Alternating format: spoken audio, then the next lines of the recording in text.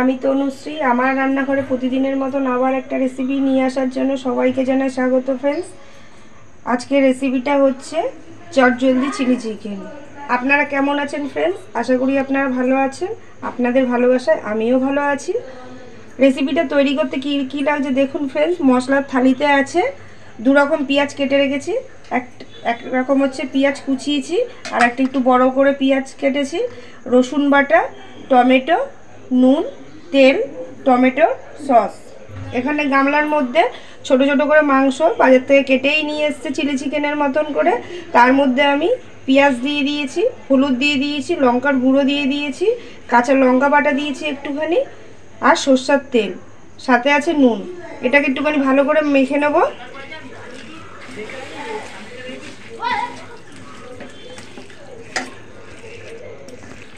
মশলা দিয়ে ভালো করে মাংসটাকে মাখিয়ে নিয়েছি সব রকম মশলা দিয়ে।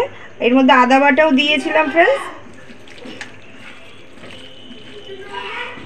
আগে থেকে গ্যাস অন করে কড়াই বসিয়ে দিয়েছি। কড়াইটা গরম হয়ে গেছে, খালি কড়াই। কড়াইয়ের মধ্যে এবার সরষের তেল দিয়ে দেবো। তেলটা গরম হওয়ার জন্য একটুখানি সময় নেব। তেল গরম হয়ে গেছে। আগে থেকে রসুনটা বেটে রেখেছিলাম, রসুনটা দিয়ে দেবো। রসুনটা ভেজে নেব একটু। রসুনটা ভাজা হয়ে গেছে, কাঁচা রসুনের গন্ধও চলে গেছে। কোচানো যে পেঁয়াজটা, সেই পেঁয়াজটা দিয়ে দেবো।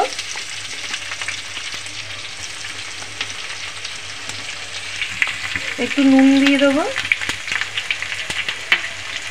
পেঁয়াজটাকেও ভেজে নেব।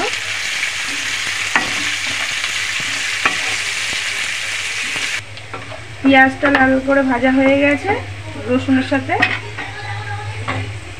আগে থেকে যে ম্যারিনেট করে রেখেছিলাম মাংসটা সব মশলা দিয়ে, এটাকেও দিয়ে দেবো। এটা ভালো করে কষাতে থাকবো মাংসটাকে।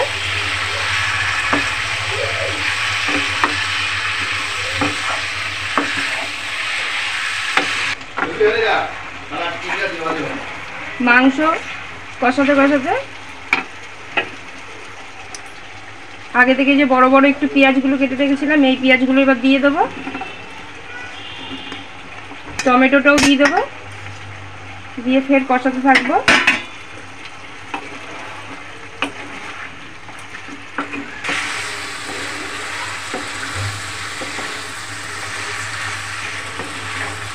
মাংস প্রায় কষানো হয়েই এসছে।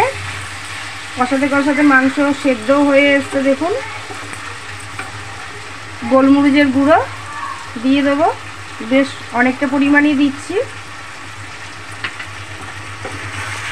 নাড়িয়ে নেব ভালো করে। গোলমরিচের গুঁড়োটা দিয়েও ভালো করে নেড়ে নিয়েছি, যাতে গোলমরিচের গুঁড়োটা পুরো মাংসটার মধ্যে মিশে যায়। এবার টমেটো সস দিয়ে দেবো।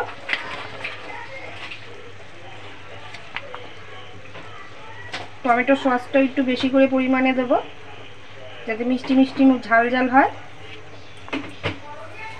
এবার ফের ভালো করে নাড়িয়ে মিলিয়ে নেব টমেটো সসটা দিয়ে মাংসটা। টমেটো সসটা দিয়ে ভালো করে কষিয়ে নিয়েছি। মোটামুটি মাংস সেদ্ধ হয়েই এসছে। আমি অল্প একটু উষ্ণ গরম জলটাকে একটুখানি গরম করে রেখেছিলাম হালকা করে, তাই উষ্ণ গরম জলটা দিয়ে দেবো।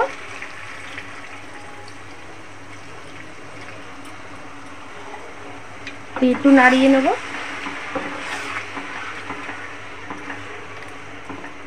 এরম করে মিডিয়াম ফ্লেম করে কিছুক্ষণের জন্য রাখবো, একটু ফোটার জন্য।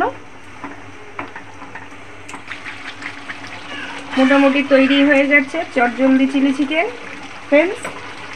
নামানোর আগে আমি ম্যারিনেট করার সময় মাংসতে নুন দিয়েছিলাম, আবার পেঁয়াজ ভাজার সময় দিয়েছিলাম। লাস্টে স্বাদ মতন আবার একটু নুন দিয়ে দিলাম।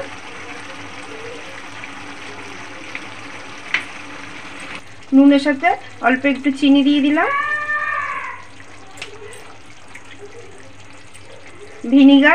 ভিনিগার দিয়ে দিলাম।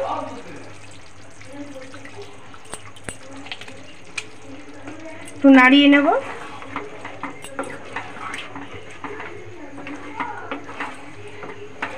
ভিনিগার চিনি নুন সব কিছুই দিয়ে দিয়েছি, ভালো করে নাড়িয়ে মিশিয়েও নিয়েছি, একটুখানি ফুটতে সময় নিয়েছিলাম, ফুটেও গেছে। ব্যাস রেডি আমার চটজলদি চিলি চিকেন। এবার আমি এটাকে নামিয়ে নেব। ফ্রেন্ডস, চিলি চিকেন তো সবাই বাড়িতে করেই থাকেন। আমার এরকম ধরনের একদিন চটজলদি চিলি চিকেন করে দেখতে পারেন, আশা করি খুব ভালো লাগবে ফ্রাইড রাইস কিংবা রুটির সাথে। যদি ভালো লেগে থাকে তাহলে ভালোবেসে প্রতিদিনের মতন একটা লাইক শেয়ার সাবস্ক্রাইব করে দেবেন ফ্রেন্ডস। ভালো থাকবেন, সুস্থ থাকবেন। Thank you.